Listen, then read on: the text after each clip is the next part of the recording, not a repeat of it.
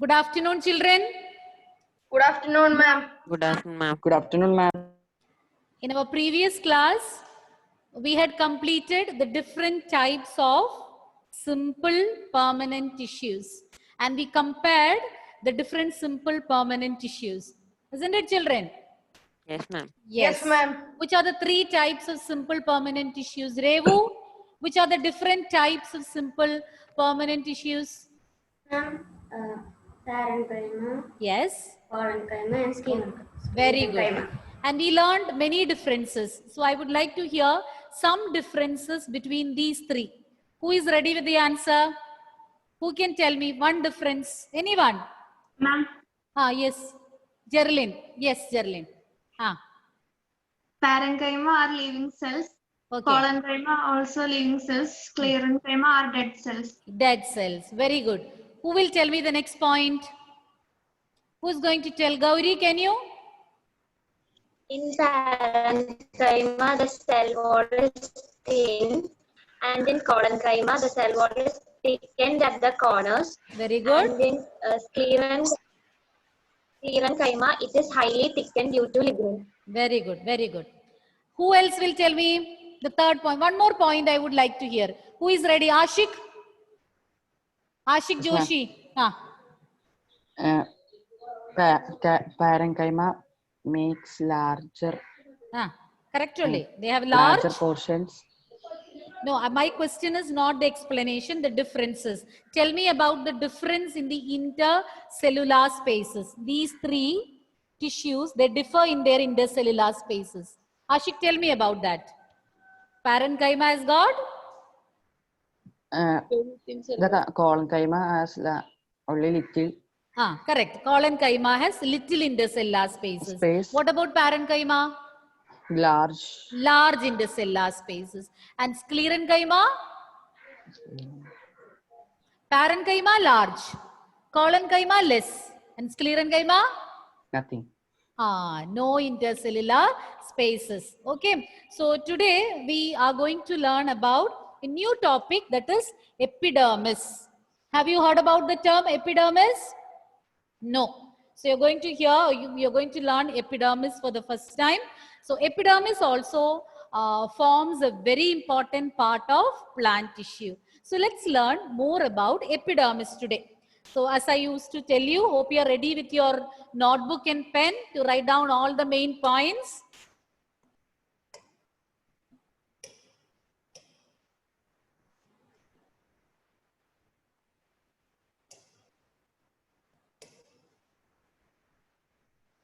Okay, so next we are going to learn about epidermis.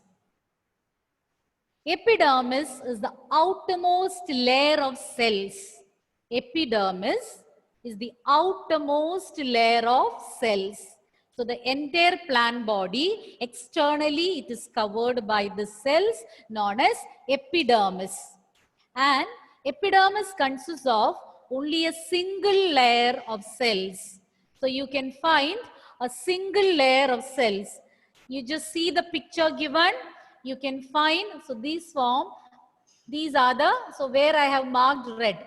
So these form the epidermal cells. So remaining, these are the internal tissues, inner tissues, but only this one that makes up.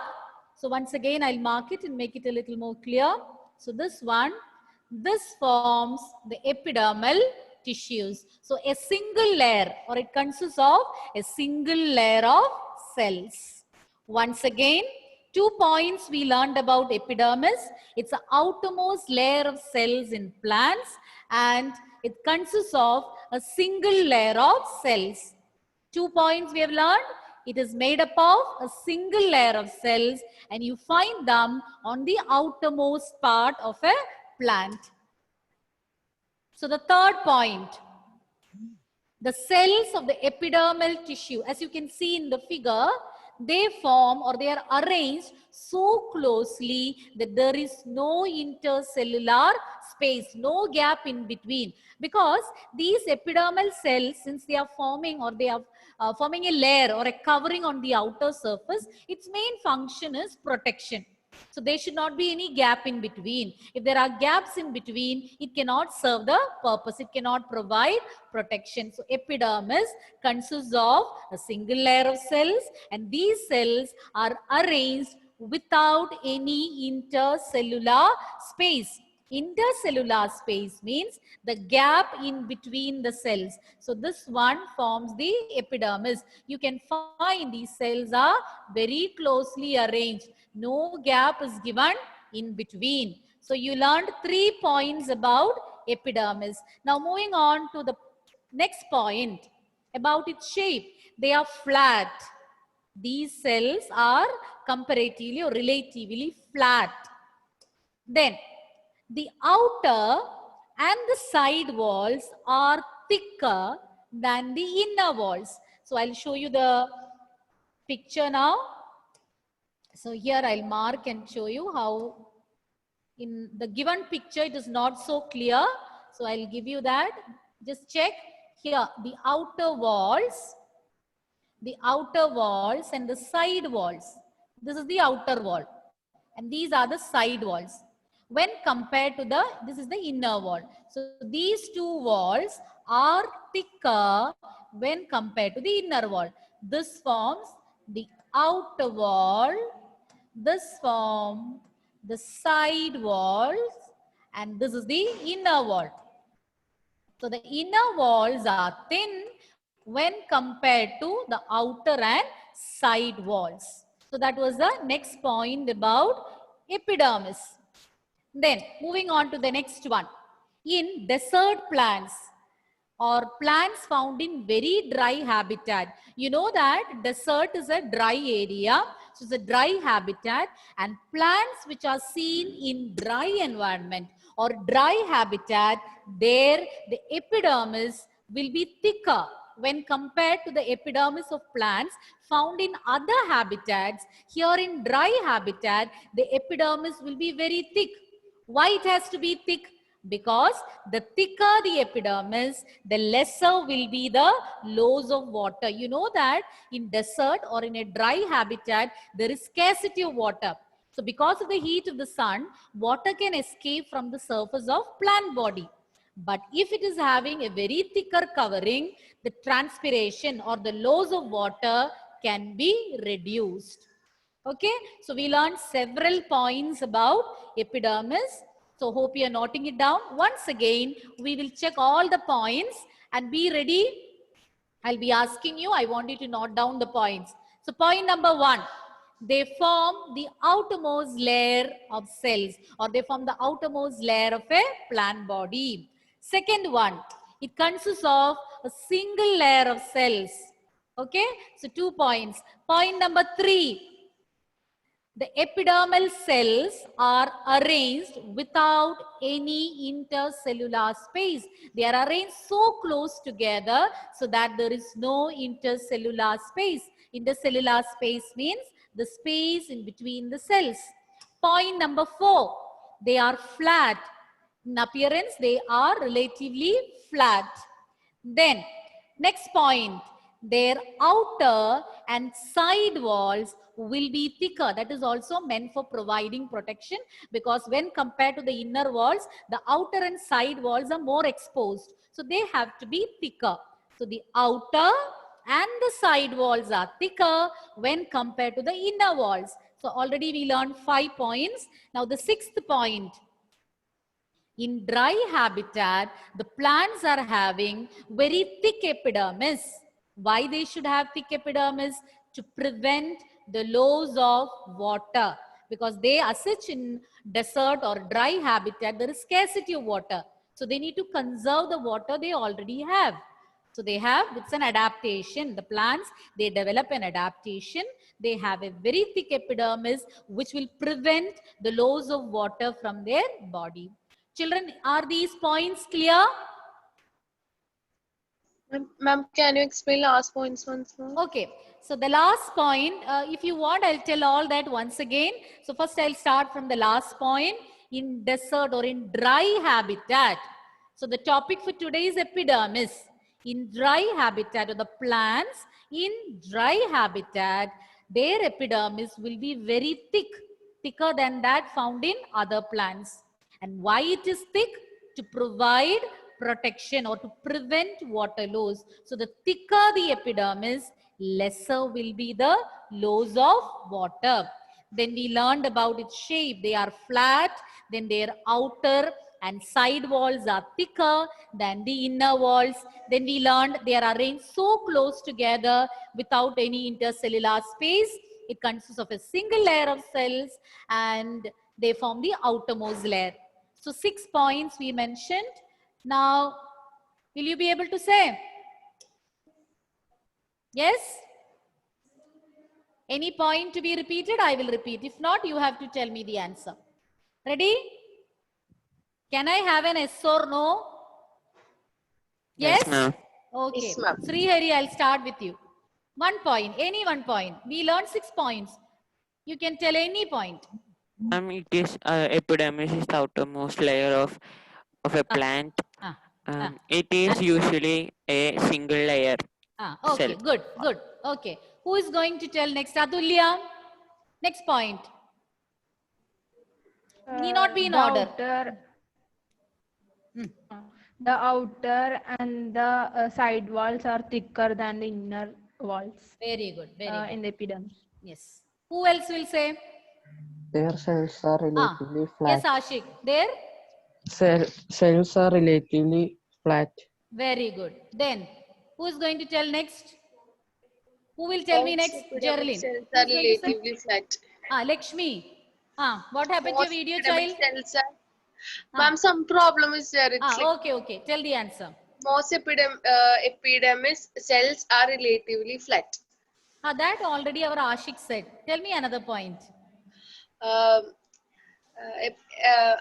cells of epidermis tissue form a continuous layer without intercellular space. Very good. Excellent. Then, who is going to tell? 2 usually- more points are it- remaining. Said. Very good. Yes. It usually made up of single cells. Single layer of cells. Okay, already that point is told. Still, good attempt. Who else will tell me? Tell me about the speciality of the epidermis in dry areas. Anybody? You want me to call out the name? Sania? Oh, yes, Geraldine. Yes, tell me. The cells will be thicker in dry habitat. Why it is, wait, you need not say. Sania, tell me why epidermis is thick in dry habitat. Provide protection on against water loss. So that the water loss can be reduced. Good. So we'll continue.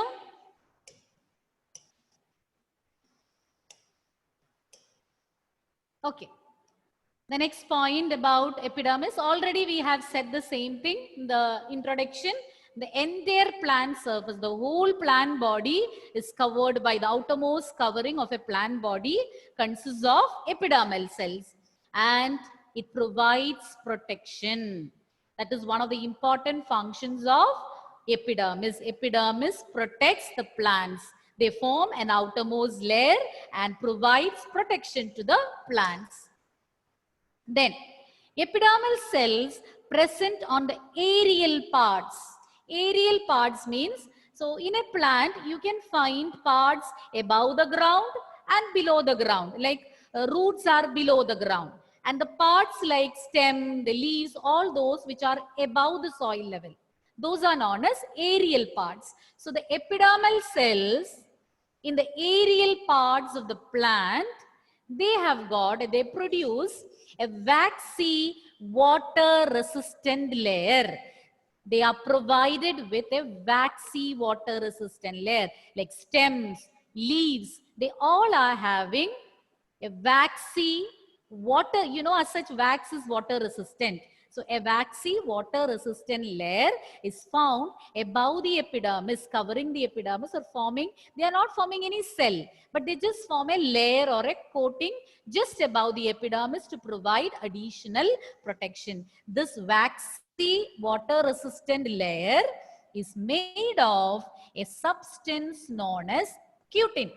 Name of the substance of this waxy substance is cutin. And we call the layer as cuticle because it is made up of cutin. Once again, I will repeat. You know that epidermis is covering the entire plant and providing protection. Then, to provide or to enhance this protection, they have one waxy water resistant layer. This waxy water resistant layer, it's made up of a substance known as cutin. C-U-T-I-N. And you call the layer as cuticle. Okay? And that is meant for providing additional protection. Now, let's see more points about it. So here you can see a picture of a leaf. If you pour water, you can see water droplets. It will not make the plant wet, or it is not soaking into that. But still it will be remaining as water drops above the leaf. The reason is the leaves are having a waxy coating. It is because of the cuticle that the droplets are remaining as such on the leaf. Then, why do we have this cuticle? Why these plants are having such a cuticle covering? It serves different functions. So let's see the three main functions of cuticle layer. They provide protection from loss of water. So loss of water will be reduced. Mechanical injury, protection from mechanical injury. Point number 3. Then invasion by parasitic fungi. Invasion means attack by parasitic fungi. Because of the cuticle layer, water loss will be less. To a certain extent, it will provide protection from injuries, and fungi, they can attack the plants. So to a certain extent, they'll resist the parasitic fungi. So these are the 3 different uses of cuticle layer. Okay, children, I'll repeat the points. See here in the figure, just check the figure. In the figure you can find, see this one, that single layer of cells. So I told you the single layer of cells.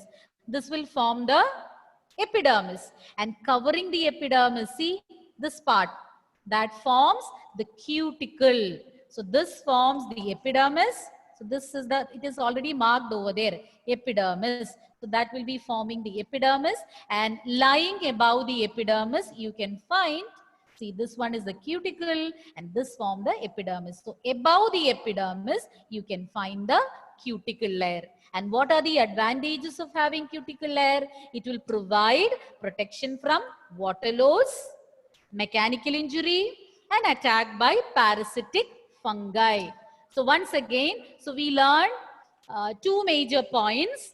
So let's see what are those again. So the entire plant body is covered by epidermis, and it provides protection. Epidermis covers the entire plant body and provides protection. Next point, epidermis is covered by a waxy water resistant layer, and you call this waxy water resistant layer as cuticle because it's made of cutin. And why it is necessary to have cuticle? Because it will provide protection from water loss, attack by parasitic fungi, and also from mechanical injury. Clear? You want me to repeat any point? No or yes? Who is saying? I'm Shania. Yes, Shania. What is your doubt? You want me to repeat? You want me to repeat any point? Ma'am, what is cuticle? Okay. Shania, why video is off, child? So I'll repeat. Shania, cuticle means, now you understood what is epidermis, the outermost layer of cells. So above the epidermis, one waxy layer. I told you when water is falling on the leaves are not getting wet as such. That gets wet, but the water is not seeping down into the plant body. The reason is because of the waxy coating, and it will remain as water droplets on its surface because of the waxy layer. Okay, that waxy layer is known as cuticle, And why do you call it as cuticle? Because it's made of a substance known as cutin. C-U-T-I-N is a substance, and the name of the layer is cuticle. C-U-T-I-C-L-E. Is it clear, Shania? Yes, ma'am. Okay. Show the layer once more. Anybody else is having doubt? No. Okay. Now tell me the points one by one. Elsa? Elsa? Elsa, you have understood? Yes, ma'am. Okay. Tell me the starting point. One important function of epidermis we said. What was that? Epidermis cover entire plant body and protect and give protection to the plants. Very good. Then, next, what is covering the epidermis? What can you find above the epidermis? Who is going to tell that? Ma'am, waxy Yes, water Dominic. Dominic. essential layer. Oh? Waxy water resistant layer. Okay. Now On the you look outer at me and surface. say, okay, it is there in the textbook or notebook. Understood. Now facing me, you say. Waxy water resistant layer on the outer surface. Very good, Dominic. Well done. So what do you call that layer? Cuticle. Cuticle, made of cutin. Okay, you started responding. Good. Then, what are the three functions of this cuticle layer? What are the functions of these these cuticle? Three functions we mentioned. Allah Rose, one function.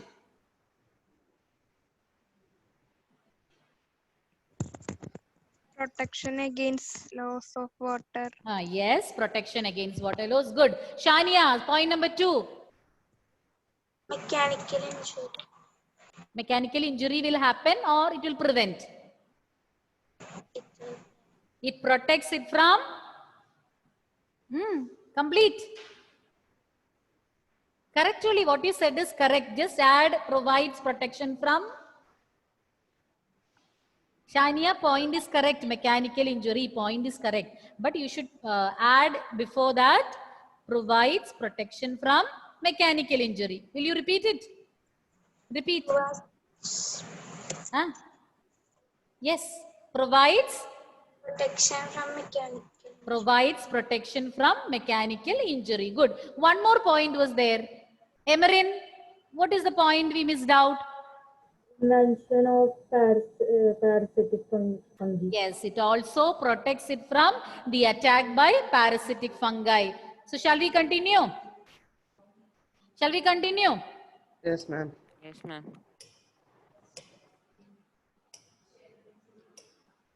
Okay.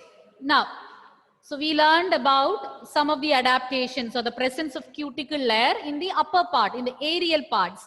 Now let's see what is the adaptation of these epidermis in the parts below the soil. So which part lies below the soil? Which part of the plant is roots. So you know the function of roots. Roots will help in absorbing water. So roots are the organs of the plant which helps them to absorb water from the soil. And roots are also covered with epidermis. As I told you in the beginning, the entire plant surface, whether it is roots or leaves or stem, they are covered by epidermis. So the roots are also covered by epidermis. But in the roots, you can find an adaptation. Their epidermal cells, the epidermal cells of the roots are modified to form some structures known as root hairs. So how are the root hairs formed? The epidermal cells of the roots, they undergo modification and they form tiny hair-like structures, and you call them as root hairs. And why there should be root hairs? What is the advantage of having root hairs? They will help in, the function of the roots is to absorb water. And when root hairs are there, they will help in increasing the surface area for absorbing water. They will help in increasing the surface area for absorbing water. So here in the picture you can see root hairs. These are the root hairs. So this one is the root, and arising from the roots, you can find root hairs. So these parts form the root hairs, and this one is the root. Okay. So once again, I will repeat the roots present in the roots. The function of the roots is to absorb water, and these roots undergo, the epidermal cells of the roots undergo modification, and they form tiny hair-like structures, and these tiny hair-like structures are known as root hairs. See the figure, it looks like hair. That is why you call them as root hairs. And why it is necessary to have root hairs? Because they will help in increasing the surface area for absorbing water. So better absorption of water can happen in presence of root hairs. Have you understood? Can I have the response from you children? Have you understood?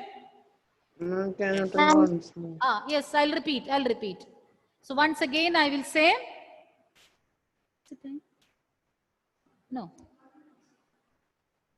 Okay, what is the time? 3:50. See, once again, I'll repeat it. The roots help in the absorption of water. As you all know, roots will help in absorbing water. And the epidermal cells of the roots, they undergo modification and they form root hairs.